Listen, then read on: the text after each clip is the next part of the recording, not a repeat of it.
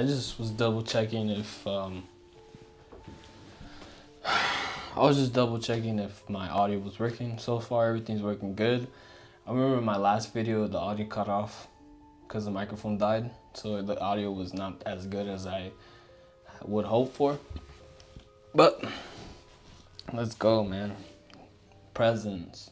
Yeah. So when I was watching Presents, I definitely got a vibe like Paranormal Activity. It definitely had like a Paranormal Activity vibe, mainly because you could tell it was more of an independent film.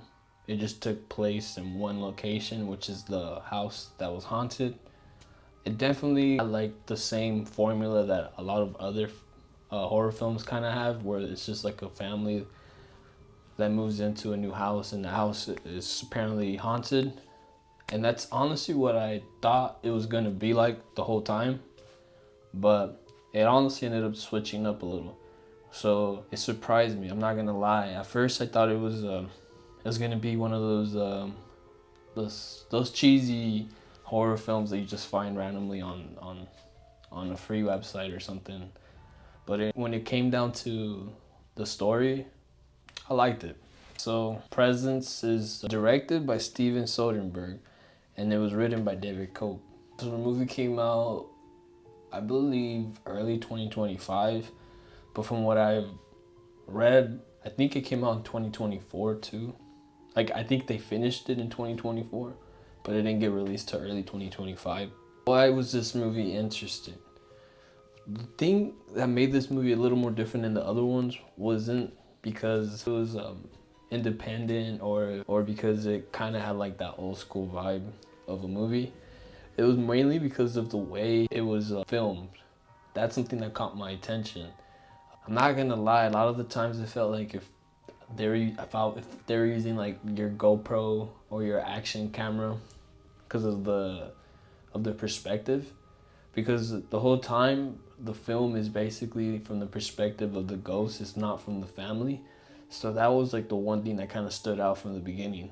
Right from the beginning, it starts off with the perspective from the house while the people come and check out the house because they're interested in buying it, which gave me like that Beetlejuice type of vibe. You know, when the family arrives and they're gonna check out the house, it kind of had like the same type of energy like that. Also, the main character was a girl who is obviously going through it. In this situation, her friends apparently were unalived by some weird circumstance. They don't really talk about it too much, but you could kind of get an idea of what happened. So it's basically based off of this family. This family isn't perfect, obviously. They all have a little bit something going on, which is kind of seen through the perspective of the ghost, because the ghost kind of just goes throughout the whole house and you kind of see what everyone's kind of going through. The interesting thing about this film though is they don't really do a lot of shots. It's always on one shot. So you could kind of see the ghost move throughout the house and you just see the film play out like that, which is honestly really cool. Just from seeing the ghost, we notice a lot of things happening. We could tell that the mom is under, I don't want to say investigation, but she's obviously dealing with some type of crime. It's pretty obvious that she's doing a crime because of the ghost that's going around. We kind of get to see that something's happening at work, and she's doing it all for her son because she has this unconditional love towards her son, which is kind of sad because the main character is the girl, and from her perspective you can see that she isn't really treated the same, and that's kind of how it plays out throughout the film. And so definitely the film starts off with just the ghost hovering and you can see everyone's life from there. We could tell that the family isn't perfect and there's something about it unfold, definitely. The movie honestly only has 5 characters ideally. There is the mom, the dad, the daughter, and the son. And later we ended up finding out that their son has a friend that's also part of the film, which is kind of creepy, honestly. So we have Rebecca, she's the mom. She's pretty cold, she's dismissive, and she's all about her image. And then we have Chris, who's like honestly, he's the one that gives the film heart if it wasn't for him, the movie would honestly feel a little dry, because that's like the one thing that the movie kind of sucked with. It was the acting, the dialogue. It was a little off, but I mean, the storyline though was really good in my opinion. As we go through the film, as we go through the, yeah, through the film, we could kind of see how the story plays out and why it's actually kind of good, you know? It's not super great, but it's good in my opinion. It's not bad. It for sure made me feel some type of way towards the end.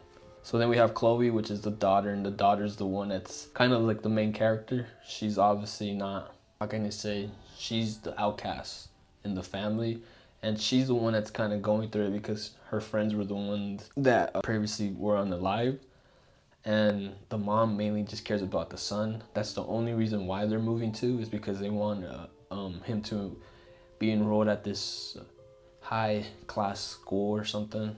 So that's the only reason why they're there, and that's probably the reason why the mom is in legal issues, because she's trying to get the money to afford this lifestyle so she could basically support her son mainly.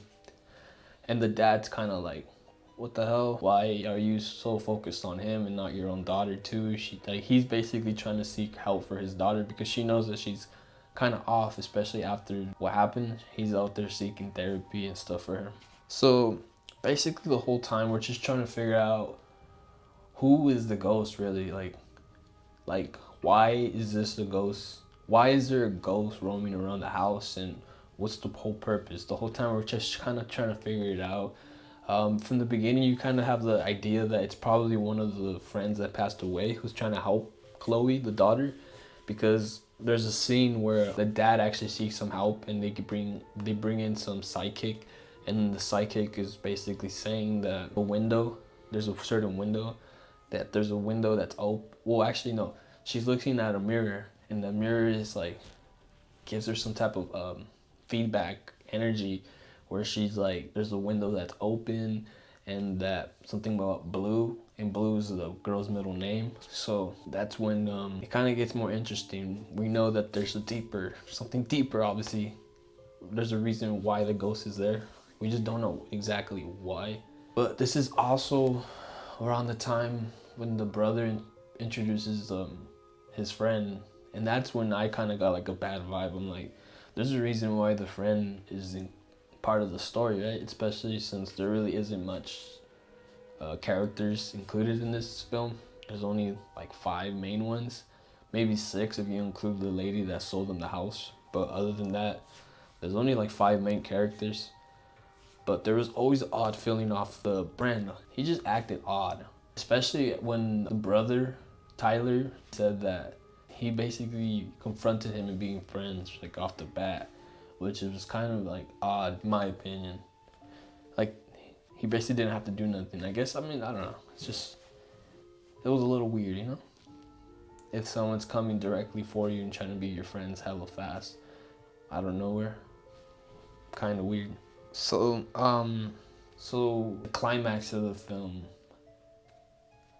basically, so we know there's a ghost, and we know there's the friend who kind of has a weird vibe going on with him, and him and the sister end up getting along, and first he kind of makes it seem like he's kind of like an innocent dude, but later towards the film he kind of just starts showing his true colors, especially when he starts trying to put something in her drink. That's kind of when we get the idea that this guy is not who he says he is, obviously. So we kind of have the impression that he's the bad guy, except we still don't know who the ghost is, you know? And it wasn't till towards the end when we kind of end up finding out what's really happening. Towards the end, we just feel like, oh, there's probably a ghost there's probably a ghost that's, how can I say? In the beginning, we get the idea that it's probably one of the girls that got killed in the beginning of the film. We never really get to see what happens, but we get a feeling that it's probably her friends trying to warn her that something bad is going to happen, which is that guy's friend, her brother's friend. But towards the end, we kind of see that. Let me tell you the ending. I'm kind of getting a little off track. So basically, the guy ends up becoming cool with the sister, and then the sister basically embraces him, and then they kind of have a thing going on. You know, they start doing things, and this one night, the family is like the parents. They're out. They're gonna go out for something. They're not home, so he plans to go over, and so basically to keep the brother Tyler away, he spikes his drink with something so he could fall asleep. So then we kind of get the idea that he's evil. His friend is evil. He manages to get him to go not fall asleep, and that's when he creeps up to the daughter's room, Chloe, and he has orange juice, which is basically the thing that they do throughout the film. That's kind of how they introduce it in the beginning when they first start talking, and it kind of just becomes a thing. So he brings the orange juice spiked with some type of powder that he has. I think it's coming from a pill or something. So he has it spiked, and then that's kind of where he gets to the scene where it's honestly pretty disturbing in my opinion. It's just she obviously doesn't feel comfortable. She knows something's off, so she kind of is like, "Hey, I'm cool. I don't want to do nothing today." And he kind of just manipulates her into being like to like bring down her boundaries. So he starts kind of like pretending that he's like alone, starts crying and shit, and she falls for it. So by this point, her barrier is kind of more low. So he gives her the drink, and he's like, "Here, let's have a drink," knowing that it's spiked. So she ends up sipping it, and he just gets her relaxed, and this is when she ends up knocking out. And this is when we get to see his true colors. And this part was honestly really weird. It made me feel some type of way, I'm not gonna lie. So she's unconscious, and he ends up having like this thin, what would you say? It's like this thin plastic wrap, and he puts it on her face, and it's basically just going back and forth. So she's basically having trouble breathing, and he's just saying like the most nonsense, crazy stuff to her, basically confessing what he did to the other girls. So by this point, this is kind of when we kind of get an idea of who the ghost is. This whole time we thought that it was probably the girl's friend, but this is when we find out that it's honestly the brother. Because what ends up happening is the brother gets awoken by a ghost. The ghost does something to get him up, and he instantly gets up and sees and goes to the room, and out of nowhere just pushes him out the window, and he goes out too. So he ends up dying as well with the friend. So the brother and the friend pass away because he gets pushed out the window. And I'm not gonna lie, I thought it was kind of interesting because I was wearing this t-shirt and I was watching it, and then they start playing Basement while I'm watching the movie. So it's pretty dope. They played Basement at the end of the film. At that scene, during that scene, they played Basement, and I was wearing the t-shirt, so I thought that was pretty cool, you know. So they definitely had good music choice. But other than that, yeah, that was like the climax. The brother ends up jumping, well, not jumping, but they end up falling through the window, which kind of goes back to what the psychic says about there being an open window and how something bad's gonna probably happen in the future.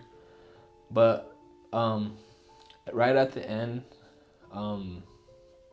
this is the end. This is the ending. Like the family knows that he's dead, and I don't know if they're moving out or something. I just remember that. Honestly, I think they're moving out. I can't really remember really, but she has like this urge to go back and check in the mirror. That was so, that was kind of like a thing in the film. She goes check, and then that's when she sees the reflection of her own son, and she's like, "Oh, you came back to help her," and then that's kind of how the movie ends. So what we could kind of understand is the whole time that ghost was the brother basically trying to save the sister. But we could kind of see that there's a part when the psychic comes and she looks at the mirror. She says something about there being like a time. There could be like a time difference. Like sometimes like a spirit could kind of get stuck in a different time. like when they don't know or something. So we could, if we want to think about it, we could probably say that in a different dimension he probably did die, but he's probably in another dimension or something. And in this one, he's probably trying to figure out like why he's there, trying to figure out. He could be like some type of purgatory or something, you know, to where he's trying to have to. He kind of has to figure out why he's there and what he has to do to get like peace or something. So that's kind of what we could see in the film, because there's like parts where he's kind of like in that dimension he's confessing to his mom all the things he's done, and they're obviously not super good things. Like he's basically a bully, and his dad and sister know that, but the mom never really holds him accountable to it because she has so much love for him. But in the film they show it, and since we're watching it in his perspective, we could see that he kind of regrets being like that, but he's dead now. And we kind of see his frustration through the scene, in the scene when his room just kind of gets sabotaged, because it's him basically, you know, realizing that he fucked up and he wasn't really much of a good guy, and he probably feels some type of regret, you know. But we could kind of see that that's probably why he's back in this role, to make it right, to make sure that his sister probably doesn't pass away or something. So that was really interesting. I wasn't expecting that. I wasn't expecting the brother to be the ghost, which is why I kind of appreciate this film. Which, not that I do appreciate this film.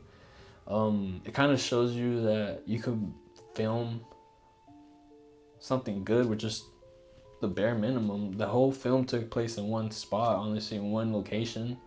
That was interesting. It was only 3-4 actors the whole time. It was a good film, I believe so. I was surprised. I was honestly expecting it to be a little cringier with the horrible storyline, more predictable, but it really wasn't. It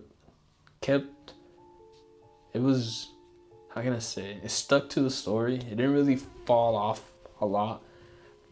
The only parts were probably like the dialogue maybe, but other than that, not really. Like there was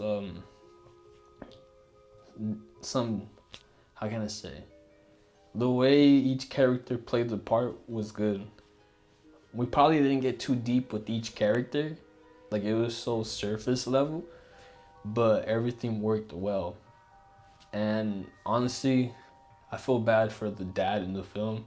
I feel like he really cared about his family, and his family didn't really care too much about him. But other than that, the movie was really good, and it just says a lot, you know, about independent films. Like, there's so much we could do with just what we have. And let me know what you guys think about this film. Have you guys watched it? I barely watched it, not gonna lie, today or earlier today. But yeah, let me know. If do you guys have any other like scary story or scary experience you guys want to express, give me an email. I'll read it on this channel if you guys want me to. I'll keep you private if you want me to. I'll do whatever. But anyways, have a good one.